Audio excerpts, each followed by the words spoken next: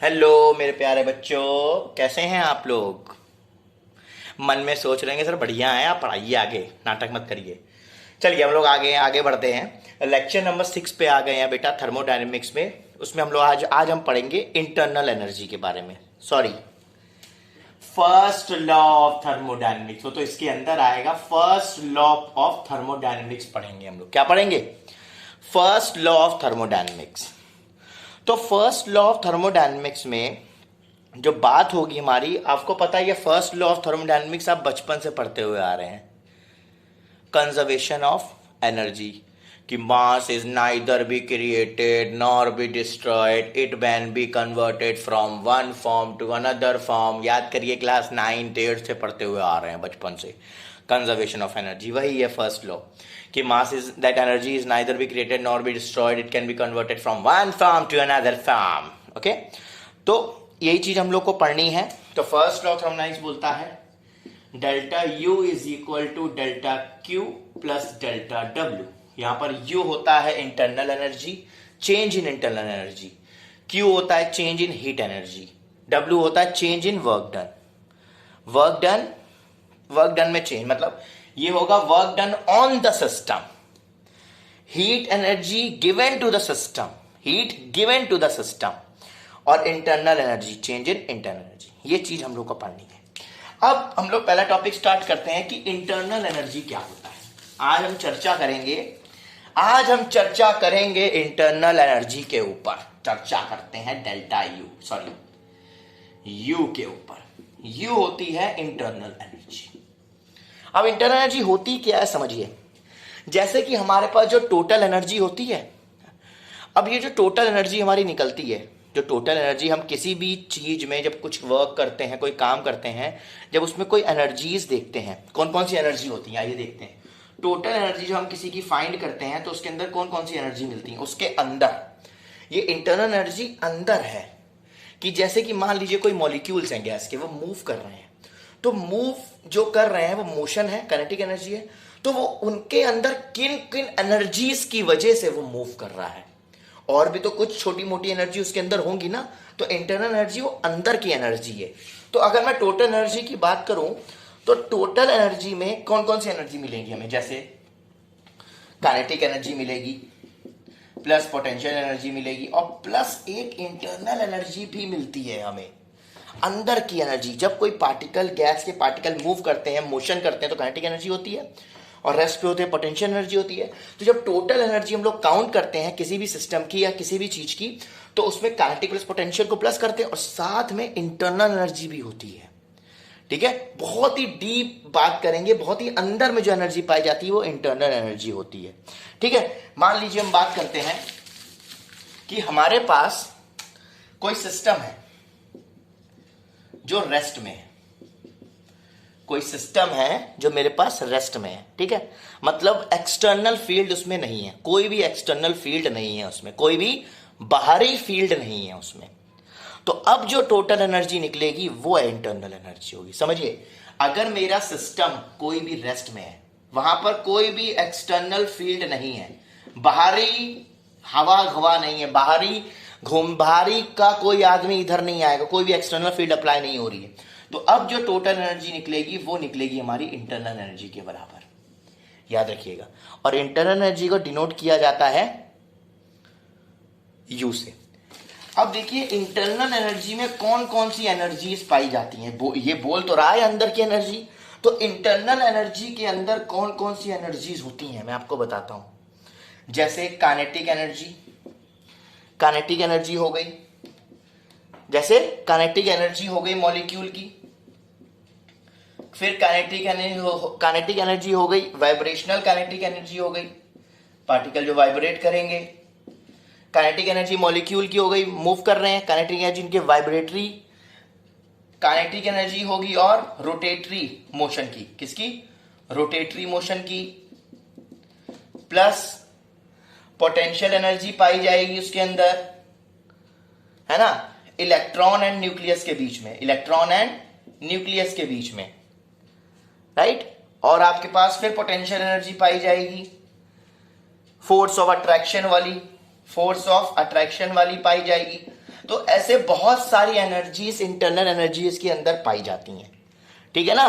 तो internal energy बहुत deep में जो एनर्जी हमें मिलती है ना, वो होती है इंटरनल एनर्जी। ज़्यादातर हम लोग कंसिडर नहीं करते हैं, लेकिन हमें चैप्टर में है, हमें इंटरनल एनर्जी टॉपिक है तो हम डिस्कस कर रहे हैं। तो अंदर बहुत जो डीपली एनर्जी मिलती है हमें, वो इंटरनल एनर्जीज होती हैं, ठीक है, वो इंटरनल एनर्जीज होती हैं। उसको डिनोट करते हैं यू से। बॉन्ड एनर्जी भी होगी इसमें। बॉन्ड एनर्जी की, बॉन्ड जैसे ऑक्सीजन ऑक्सीजन है, कितना स्ट्रांग बॉन्ड है, तोड़ने में एनर्जी देनी पड़ेगी नहीं देनी पड़ेगी, तो वो भी एनर्जी इसमें इंक्लूड होगी। तो इंटरनल एनर्जी बहुत सारी एनर्जीज इंक्लूड करता है, बहुत सारी एनर्जीज इंक्लूड करता है, ठीक है। पहला पॉइंट क्या होगा, डिस्कस करेंगे। जो इंटरनल एनर्जी होती है, बेसिकली हमें यहां पर इंटरनल एनर्जी के बारे में, it is impossible to determine internal energy. हम लोग को इंटरनल एनर्जी को डिटरमाइन करना पॉसिबल ही नहीं है, नहीं पॉसिबल, क्योंकि उसके अंदर इतनी सारी एनर्जीज हैं कि ये पॉसिबल ही नहीं है उसको डिटरमाइन करना। इसलिए हम लोग पढ़ते हैं change in internal energy, change in internal energy, क्योंकि इंटरनल एनर्जी के अंदर इतनी सारी एनर्जीज हमें मैंने आपको बताई, वाइब्रेटरी, रोटेशनरी और ट्रांजिशन मॉलिक्यूल के बीच में फोर्स ऑफ अट्रैक्शन वाली एनर्जी, बॉन्ड एनर्जी, इतनी सारी एनर्जीज हैं कि उसको हम डिटरमाइन नहीं कर सकते इन सबको। तो इसलिए हम लोग को पढ़ना पड़ता है change in internal energy, delta U, change in internal energy. तो फॉर्मूला भी मैंने को बताया, delta Q is equal to delta Q plus delta W, इसलिए हम चेंज पढ़ते हैं। दूसरा पॉइंट, ये जो मेरी इंटरनल एनर्जी एक स्टैटिक फंक्शन है। याद करिए लेक्चर नंबर 2 में मैंने बताया स्टैटिक फंक्शन क्या होता है। स्टैटिक फंक्शन वो होते हैं जो आपके पाथ पे डिपेंड नहीं होते हैं, जो आपके पाथ में, मान लीजिए ये है मेरे पास प्रेशर वॉल्यूम का ग्राफ बनाया मैंने, ये ऐसे जा रहा है और ये ऐसे जा रहा है, तो ये पाथ पे डिपेंड नहीं करेगा। ये किस पे डिपेंड करेगा, इनिशियल और फाइनल पोजीशन पे। याद करिए लेक्चर नंबर 2 में आप डालेंगे भाटिया क्लासेस पे, लेक्चर नंबर 2 थर्मोडायनेमिक्स, आपको मिल जाएगा स्टैटिक फंक्शन जो पाथ पे डिपेंड नहीं करता है, जो इनिशियल और फाइनल वैल्यू पे डिपेंड करता है। तो इंटरनल एनर्जी हमारा स्टैटिक फंक्शन है जो इनिशियल और फाइनल वैल्यू पे ही डिपेंड करेगा। ओके, तो डेल्टा यू क्या हो जाएगा, U F minus you I. Okay, static function होता है। थर्ड पॉइंट ये है कि it is a extensive property. ये एक एक्सटेंसिव प्रॉपर्टी है। ये कैसी प्रॉपर्टी है, एक्सटेंसिव प्रॉपर्टी है। एक्सटेंसिव प्रॉपर्टी का मतलब होता है बेटा, ये अमाउंट ऑफ मैटर पे डिपेंड करती है। अमाउंट ऑफ मैटर, कितना मैटर यूज हुआ है, कितनी गैस यूज करी है, ठीक है, तो इंटरनल एनर्जी उस हिसाब से बढ़ जाती है। अमाउंट ऑफ मैटर पे डिपेंड करता है, ठीक है। अब एक चीज मैंने बताई थी, जो स्टैटिक फंक्शन होते हैं उसमें जो अगर आपके पास साइक्लिक प्रोसेस हो जाए तो आपके स्टैटिक फंक्शन सारे क्या हो जाते हैं, जीरो हो जाते हैं, राइट। आपके साइक्लिक प्रोसेस में स्टैटिक फंक्शन सारे क्या हो जाते हैं, जीरो हो जाते हैं, तो डेल्टा यू भी जीरो होगा। लेक्चर नंबर 2 में देखिएगा मैंने पढ़ाया है स्टैटिक फंक्शन और साइक्लिक प्रोसेस। साइक्लिक प्रोसेस में स्टैटिक फंक्शन सारे जीरो हो जाते हैं, डेल्टा यू भी जीरो हो जाएगा। अब फॉर आइडियल गैस, हम लोग ज्यादातर आइडियल गैस के बारे में ही डिस्कस करेंगे। आइडियल गैस अगर मेरे पास है, अगर मेरे पास आइडियल गैस है, तो डेल्टा यू का फॉर्मूला बन जाता है N C V delta T, N C V delta T, अगर मेरे पास आइडियल गैस है तो। डेल्टा यू जो है ये टेम्परेचर डिपेंडेंट है। अगर टेम्परेचर कांस्टेंट हो गया तो डेल्टा यू जीरो हो जाएगा। तो डेल्टा यू जो है मेरा, सॉरी, जो यहां डेल्टा यू बोल सकते हैं, जो इंटरनल एनर्जी है मेरी, वो टेम्परेचर डिपेंडेंट है। क्या है वो, टेम्परेचर डिपेंडेंट, टेम्परेचर पे डिपेंड करती है। टेम्परेचर चेंज होगा तो इंटरनल एनर्जी भी चेंज होगी, कांस्टेंट हो गया तो इंटरनल एनर्जी खत्म, ठीक है। ध्यान रखिएगा, इंटरनल एनर्जी किस पे डिपेंडेंट है, आइडियल गैस में इंटरनल एनर्जी टेम्परेचर पे डिपेंड होती है। ये आपका फर्स्ट लॉ है जो मैंने लिखा है ना, delta U is equal to delta Q plus delta W, ये फर्स्ट लॉ है, ध्यान रखिएगा। ये इंटरनल एनर्जी के बारे में अंदर की बातें पढ़ रहे हैं। अब मैं बोलूं कि why delta U of a gas is set to be have only, अब देखिए एक बात समझिएगा, अगर मैं बोलूं मेरे पास हीट है, ये आइडियल गैस वाला फॉर्मूला समझ में आ गया आपको, and C V delta T, फिर बता देता हूं। एन क्या है, नंबर ऑफ मोल, सी क्या है, molar specific heat capacity at constant volume. याद करिए लेक्चर नंबर 3 में बता चुका हूं मैं ये हीट में, molar specific heat capacity of at constant volume. याद रखिएगा ये फॉर्मूला, ठीक, ओके। अब देखिए, मान लीजिए मेरे पास अगर हीट है, न्यूमेरिकल के लिए बहुत इंपॉर्टेंट बता रहा हूं, अगर मेरे पास हीट है, अगर हीट का एक्सचेंज हो रहा है, समझिए ध्यान से, हीट का अगर एक्सचेंज हो रहा है, अगर heat given to the system है, अगर heat given to the system, अगर सिस्टम को हीट दी गई है तो आपकी वैल्यू पॉजिटिव होगी, क्योंकि सिस्टम को अगर हीट दी गई है तो पॉजिटिव। अब एनर्जी क्या बोल रहा है, नेक्स्ट पॉइंट, अगर heat given to the system, अरे heat given by system, heat given by the system, system अगर हीट दे रहा है, हीट को अगर जो एनर्जी है given to the system, heat अगर सिस्टम को दे रहे हैं तो क्यू पॉजिटिव होगा, गिवन बाय सिस्टम तो निगेटिव होगा। ये वर्क डन पे आइए, work done on the system, work done on the system positive होगा, work done by the on the system positive, bye the system negative. ये points ध्यान रखिएगा फॉर द न्यूमेरिकल, बहुत इंपॉर्टेंट है, बहुत बहुत बहुत इंपॉर्टेंट है, ठीक है। चलिए, हमने फर्स्ट लॉ क्या देखा, एनर्जी इज कंजर्व वाला, delta U is equal to delta Q plus delta W. उसके बाद डेल्टा यू का फॉर्मूला पढ़ा आइडियल गैस के लिए, एनसीवी डेल्टा टी, मोस्टली हम लोग क्वेश्चन आइडियल गैस के लिए पढ़ते हैं, ठीक। एक फॉर्मूला मुझे याद करिए, मैंने आपको बताया था CP is equal to CV plus R, ये भी यहां पर यूज आएगा, लेक्चर नंबर 2 में बताया, 3 में बताया। चलिए न्यूमेरिकल करते हैं कुछ।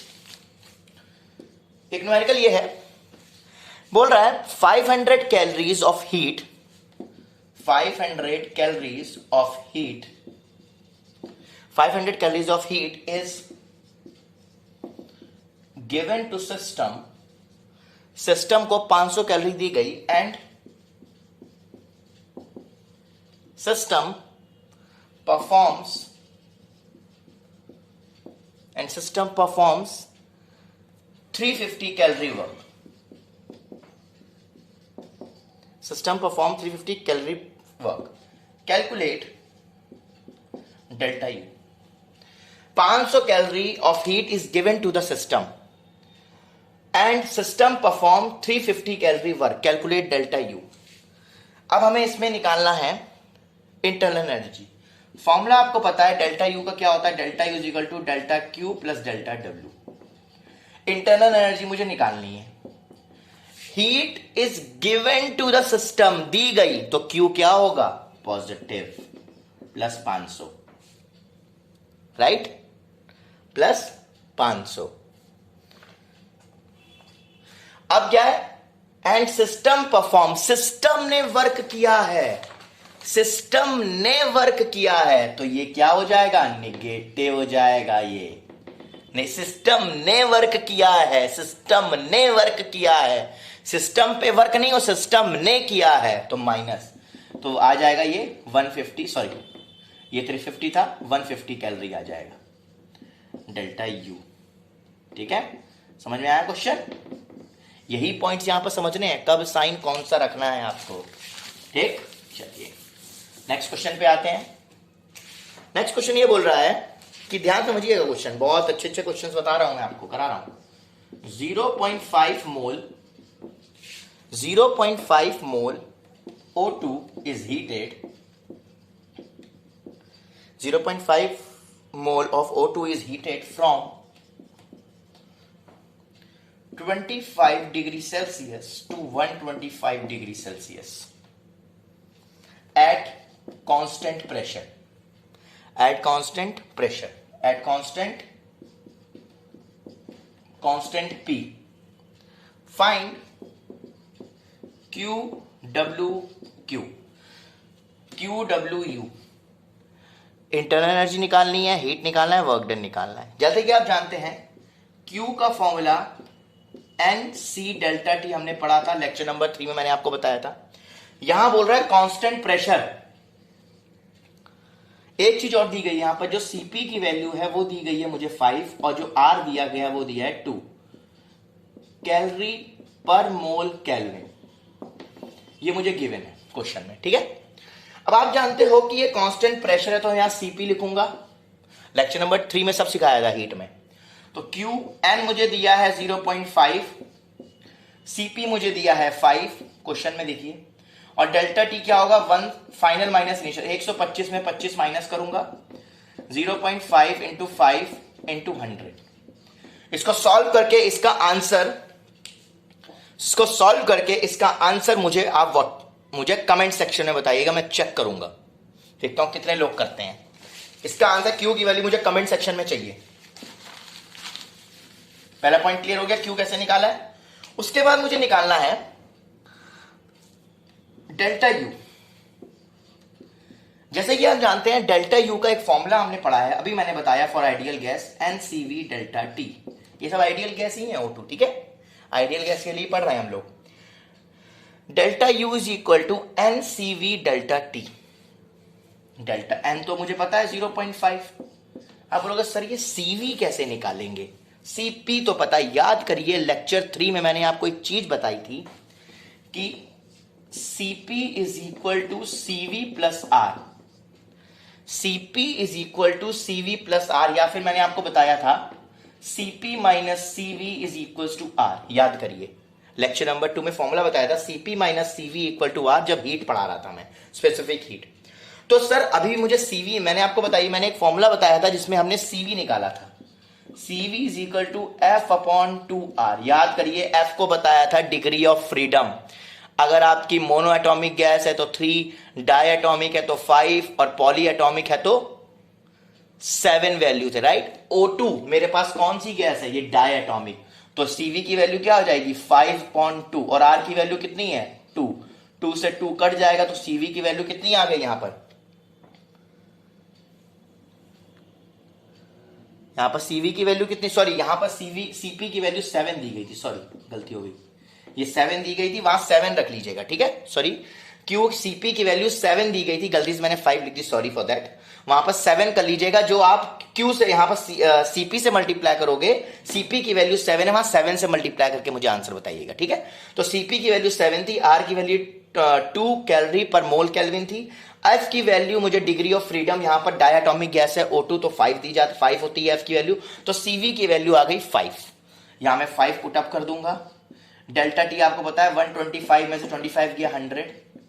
इसको सॉल्व करिए, और सॉल्व करके इसका आंसर, आप तो बताएंगे नहीं, हमें पता है ना, चलिए हम ही बताते हैं। इसका आंसर आएगा आपका डेल्टा यू आपका आएगा इसमें 250 डेल्टा यू, और जो डेल्टा क्यू था वो डेल्टा क्यू मेरे पास आया था, डेल्टा क्यू आएगा मेरे पास 350, ठीक है। अब मुझे निकालना है डेल्टा डब्ल्यू। मुझे क्या निकालना है, डेल्टा डब्ल्यू। आपको एक फॉर्मूला पता है, अभी मैंने आपको बताया first law of thermodynamics, delta U is equals to delta Q plus delta W. Delta U कितना है 250, डेल्टा क्यू कितना है 350, डेल्टा क्यू कितना है 350 प्लस डेल्टा डब्ल्यू। जब इसको सॉल्व करोगे तो मेरे पास डेल्टा डब्ल्यू की वैल्यू कितनी आएगी, डेल्टा डब्ल्यू की वैल्यू मुझे मिलेगी यहां पर माइनस का 100, मतलब वर्क डन कहां हुआ है -100 on the system. Work done कहां हुआ है इसमें, ऑन द सिस्टम की bye the system. Work done system ने किया है, सिस्टम ने, डब्ल्यू निगेटिव तो सिस्टम ने किया। आई थिंक ये क्वेश्चन समझ में आया होगा। एक क्वेश्चन मैं आपको करने के लिए दे रहा हूं, इसके आंसर्स आप मुझे कमेंट सेक्शन में बताएंगे, ओके इसके आंसर्स आप मुझे कमेंट सेक्शन में बताएंगे। क्वेश्चन है 1 मोल, याद से मुझे कमेंट सेक्शन में चाहिए, 1 मोल ऑफ हीलियम गैस, ये एक मोनो एटॉमिक गैस है, F की वैल्यू डिग्री ऑफ फ्रीडम 3 होगी, is heated from 27 degree Celsius to 37.2 degree Celsius. आप इसको कर लीजिए 32.7 degree Celsius at constant P and V। ठीक, अब आपको बोला गया है find delta Q, delta U and delta W। मतलब W, U और Q निकालना है आपको एट कांस्टेंट प्रेशर पहला, फिर से आपको Q, U और W निकालना है एट कांस्टेंट वॉल्यूम। पहले प्रेशर पे निकालेंगे और यहां पर Cp Cv आपको Cp और Cv नहीं दिया है, तो Cp और Cv निकालने के लिए मैं आपको Cv का फॉर्मूला बताया है F/2R। R की वैल्यू 2 है, degree of freedom helium gas है तो 3 होती है, तो 2 कर जाएगा, Cv की वैल्यू 3 आ जाएगी। अब Cp minus Cv equal to R होता है, R की वैल्यू 2 है, Cv की वैल्यू 3 है, प्लस कर Cp की वैल्यू 5 आ जाएगी। यहां से निकाल सकते हैं। इसका आंसर आप लोग मुझे कमेंट सेक्शन में बताएंगे क्या आया। Till then bye bye, take care मेरे प्यारे बच्चों। खत्म हो गया यहाँ पर लेक्चर।